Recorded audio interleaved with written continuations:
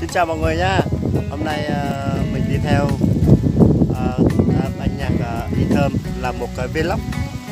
Đây nha các bạn. Rồi các bạn vào kênh của ban nhạc Y Thơm để xem mình làm vlog ngày hôm nay nhá. Hôm nay mình nấu một thức ăn đó là nấu một con gà. Đây nha các bạn, con gà luôn, con gà luộc cũng có, xào cũng có, còn con gà nấu trong ống cũng có nha.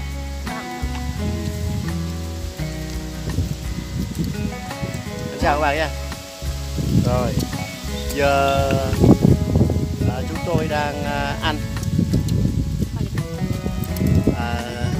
làm xong nghỉ ngơi, giờ ăn cơm trưa nhé.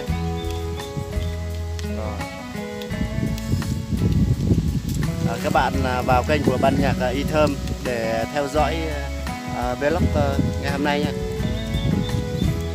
Xin chào các bạn.